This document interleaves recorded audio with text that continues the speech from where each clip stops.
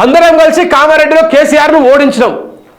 కామారెడ్డిలో కేసీఆర్ను ఓడించిన అందరు కలిసి, ఎవరెవరు బీజేపీ వాళ్ళు కాంగ్రెస్ వాళ్ళు కలిసి అందరు కలిసి ఆడ కేసీఆర్ని ఓడించారు. అంటే ఇప్పటికైనా తెలంగాణ సమాజం అర్థం చేసుకోవాల్సింది ఏంటంటే బీజేపీ రేవంత్ రెడ్డి ఒక్కటే, మోడీ రేవంత్ రెడ్డి ఒక్కటే. నిన్న ఏం మాటలు మాట్లాడతాడు మోడీ మీద, అందునా అరొద్దునా అంటే నన్ను నా ఓటుకు నోటు కేసులో తీసుకుపోయి మళ్ళీ జైల్లో కూర్చోబెడతాడు.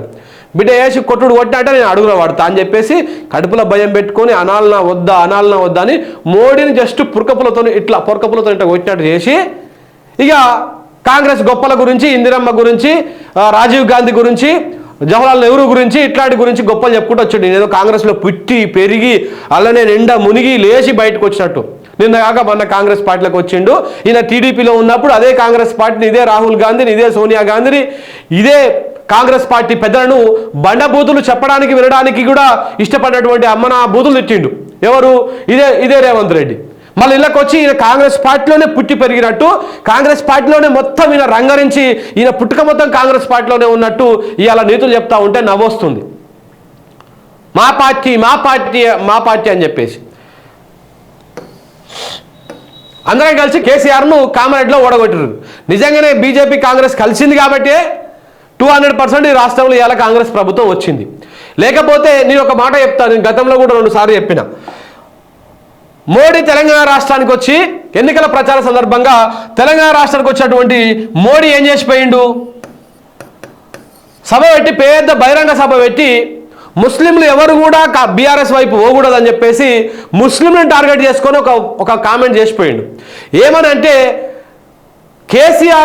కేటీఆర్ని సీఎం చేయడం కోసం నా దగ్గరకు వచ్చి అడిగిండు కాబట్టి మేమిద్దరం ఒక్కటే అని చెప్పేసి ఒక ఇండికేషన్ వచ్చే విధంగా ముస్లింలందరినీ మైండ్ డైవర్ట్ చేసే విధంగా ఆయన ఏం చేశాడంటే కేసీఆర్ నేను అంటే బీఆర్ఎస్ పార్టీ బీజేపీ రెండు ఒక్కటే అనేటువంటిది ఆ మాటను ఈ తెలంగాణ రాష్ట్రానికి వచ్చి ప్రచారం సందర్భంగా చెప్పిపోయిండు.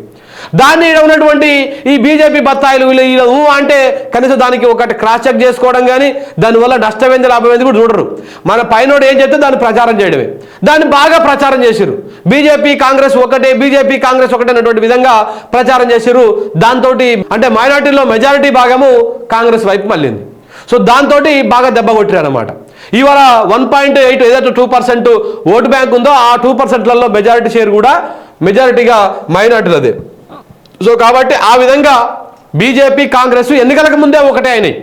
అంటే ఇప్పుడు కేసీఆర్ను ఓడించడం డైరెక్ట్గా మోడీతో కాని పని, అంటే బీజేపీతో కాని పని. సో కాబట్టి ఇక్కడ చేసేది ఎవరు? ఆ పార్టీని లీడ్ చేసేటువంటి ఒక ఆర్ఎస్ఎస్ మాజీ కార్యకర్త, సంఘు కార్యకర్త, అంటే కరసేవకుడు. సో ఈయనను కనుక మనం గెలిపిస్తే ఆడు కాంగ్రెస్ పార్టీలో ఉంచేది ఎలా ఉంచేది మనోడే కాబట్టి గెలిపిస్తే రేపన్నాడు ఇది అయిపోయిన తర్వాత మళ్ళీ మన చేతులకే వస్తాడు, అప్పుడు మనము నడిపించుకోవచ్చు అని చెప్పేసి ఒక ప్రయత్నం చేసి ఆ విధంగా ముందుకు పోయారు అనమాట వీళ్ళు. మీరంతా కలిసి మళ్ళీ కాంగ్రెస్ పార్టీ గెలిపించండి అంటున్నాడు నిన్న మాట్లాడుతూ లాస్ట్ స్పీచ్లో. మీరు అందరు కలిసి మళ్ళీ కాంగ్రెస్ పార్టీ గెలిపియండి. ఎందుకయ్యా?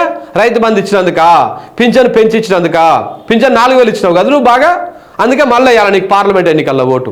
రైతు బంధు ఎవడైనా పంట సాగుకు ముందు ఇస్తాడు పెట్టుబడి సాయం అంటే, కానీ అంతా వాళ్ళు అప్పులు తెచ్చుకొని 3 రూపాయల మిత్తికాడికి 2 రూపాయల మిత్తికాడికి అప్పులు తెచ్చుకొని ఆ నానా ఇబ్బందులు పడుతుంటే మళ్ళీ రైతు బంధు అడిగినందుకు చెప్పుతోని కొడతామన్నందుకు, నీ తీన్మార్ మల్లిగాడు చెప్తోని కొడతానందుకు, నువ్వేమో సన్నాసి అన్నందుకు, గీదానికైనా మళ్ళీ మీకు ఓటేయాలి కాంగ్రెస్ పార్టీకి?